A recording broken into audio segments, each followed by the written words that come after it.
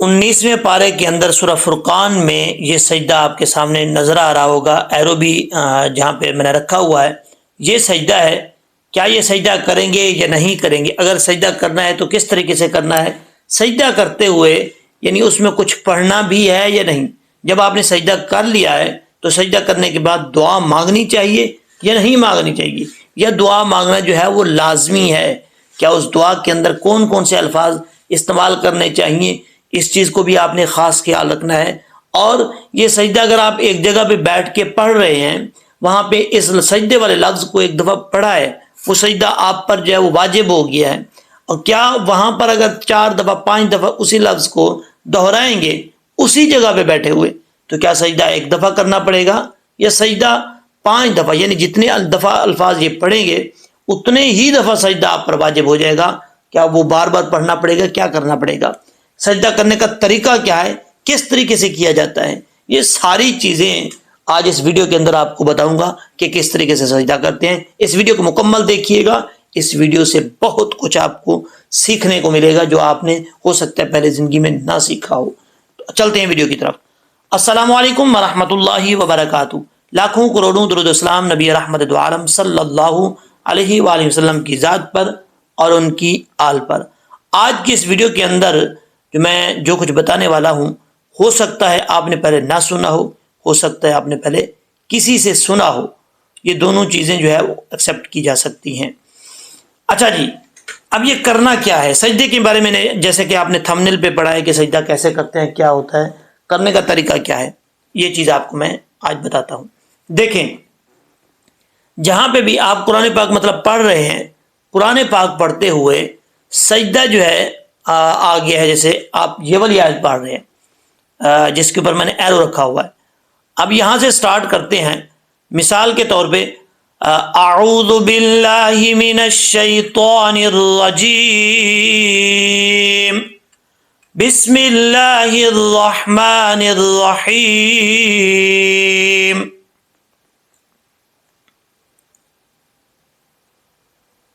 وَإِذَا قِيلَ لَهُمُ اسْجُدُوا لِلرَّحْمَنِ قَالُوا وَمَا الرَّحْمَنُ أَنَسْجُدُ لِمَا تَأْمُرُنَا وَزَادَهُمْ نُفُورًا تَبَارَكَ الَّذِي جَعَلَ فِي السَّمَاءِ بُرُوجًا۔ اب یہاں پر میں نے ایک دفعہ پڑھا، یہ آیت پڑھی، تو اب یہ سجدہ جو ہے مجھ پر کرنا لازم ہے، ٹھیک ہے؟ اب سجدہ جو مجھ پہ لازم ہو گیا، اب میں نے کرنا کیا ہے؟ بعض اوقات سمجھتے ہیں کہ جیسے ہی ہم نے سجدہ پڑھ لیا تو سجدہ اسی وقت کرنا چاہیے، اگر بعد میں کریں گے تو سجدہ نہیں ہوگا اور کرنا بھی نہیں چاہیے، ایسا کچھ بھی نہیں ہے۔ اگر آپ پڑھ رہے ہیں قرآن پاک، جیسے میں نے یہ آیت پڑھی ہے، مجھ پر سجدہ جو ہے وہ واجب ہو گیا، ٹھیک ہے؟ ایسے آپ نے بھی آیت مبارکہ پڑھی ہے، ایسی آیت ہے جس میں سجدہ آ رہا ہے، آپ نے کرنا کیا ہے؟ اگر آپ کے پاس ٹائم ہے تو اسی ٹائم بھی آپ سجدہ کر سکتے ہیں۔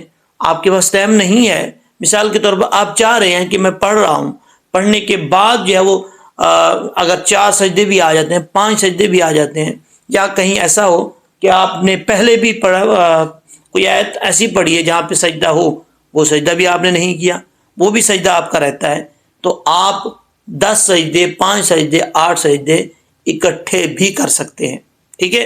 یعنی یہ سجدہ آپ کا رہ گیا، 4-5 سجدے آپ کے پہلے بھی رہتے ہیں، تو آپ قرآن پاک بند کریں ادب کے ساتھ، قرآن پاک بند کرنے کے بعد کیا آپ وہ 4 سجدے 5 سجدے اکٹھے کر سکتے ہیں، کوئی پرابلم نہیں ہے، ٹھیک ہے؟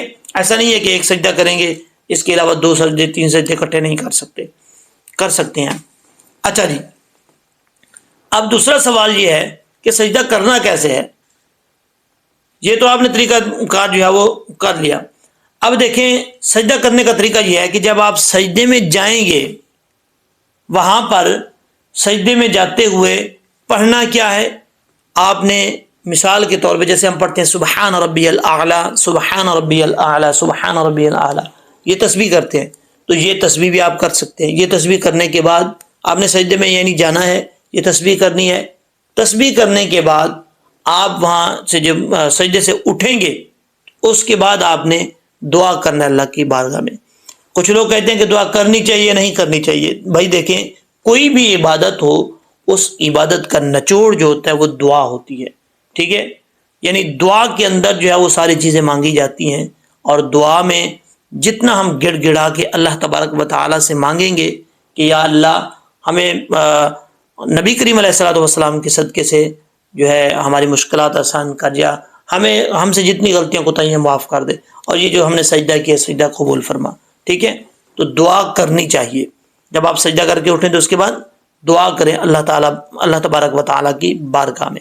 اچھا جی، اب اس میں یہ ہے کہ آپ نے جیسے یہ دیکھا کہ سجدہ تو ہم نے کر لیا ہے. ٹھیک ہے، وہ جو تسبیح پڑھی ہے وہ بھی آپ نے پڑھ لی ہے، اور اب اگر آپ ایک جگہ پہ بیٹھے ہیں سجدہ پڑھ رہے ہیں، وہاں پر آپ پر ایک دفعہ آپ نے اس آیت کو پڑھا، سجدے والی آیت کو، تو سجدہ آپ پر لازم ہو گیا. ٹھیک ہے، آپ نے سجدہ کرنا ہی کرنا ہے جب آپ نے اس آیت کو، سجدے والی آیت کو پڑھا ہے. اب اسی جگہ پہ بیٹھے ہوئے ہیں اور اسی آیت کو، یعنی سجدے والی آیت کو بار بار پڑھ رہے ہیں، چاہے 100 دفعہ پڑھیں، 200 دفعہ پڑھیں، 1000 دفعہ پڑھیں، جتنے دفعہ پڑھیں، آپ پر سجدہ جو ہے وہ ایک ہی دفعہ پر واجب ہوگا. یعنی اس کو ایک ہی دفعہ پڑھیں گے، بار بار نہیں آپ پر واجب ہوگا. ٹھیک ہے، یہ بہت ہی اہم اور ضروری مسئلہ ہے. آپ اسی جگہ پہ بیٹھے ہیں، بار بار پڑھ رہے ہیں، ایک ہی دفعہ آپ پر سجدہ واجب ہوگا. اگر آپ نے جس جگہ پہ بیٹھے ہیں وہاں پہ ایک دفعہ سجدے والی آیت پڑھی ہے، آپ پر سجدہ واجب ہو جائے گا. اب وہاں سے آپ اٹھ کے کسی دوسرے میں جگہ پہ چلے گئے ہیں، کسی دوسرے روم میں چلے گئے ہیں، یا تھوڑا سا سفر کر کے کسی اور جگہ پہ بیٹھ گئے ہیں، اب وہاں پر جب آپ سجدے والی آیت پڑھیں گے، آپ پر سجدہ پھر واجب ہو جائے گا. ٹھیک ہے، آپ پر یعنی پھر آپ نے وہ سجدہ کرنا ہے. اسی طرح پھر اور کسی جگہ پہ اٹھ کے چلے جائیں گے، وہاں جا کے بیٹھیں گے، سجدے والی آیت پڑھیں گے، پھر آپ پر واجب ہو جائے گا. اگر ایک جگہ پہ بیٹھے ہوئے ہیں تو جتنی دفعہ پڑھیں گے ایک دفعہ ہی واجب ہوگا. امید ہے کہ جس طریقے سے میں نے آپ کو سمجھایا ہے یہ باتیں سمجھ آ گئی ہوں گی. اگر آپ کو یہ ویڈیو اچھی لگی ہے تو اس ویڈیو کو آگے ضرور شیئر کریں، اور یہ صدقہ جاریہ کی نیت سے کریں. جہاں جہاں تک یہ ویڈیو جائے گی، جن لوگوں کو نہیں پتا وہ یہ سنیں گے، وہ اس سے فائدہ اٹھائیں گے. آپ کو بھی اس کا ثواب ملے گا، جو پڑھ رہا ہے اس کو بھی ثواب ملے گا، میں پڑھا رہا ہوں مجھے بھی اس کا ثواب ملے گا. اللہ تبارک و تعالی ہم سب کا حامی و ناصر ہو، اور اس طرح کی ویڈیوز دیکھنے کی اللہ تبارک و تعالی جو ہمیں توفیق دے اور اس پر عمل کرنے کی توفیق دے. انشاءاللہ العزیز نیکسٹ ویڈیو میں ملتے ہیں. اللہ حافظ. السلام علیکم ورحمۃ اللہ وبرکاتہ.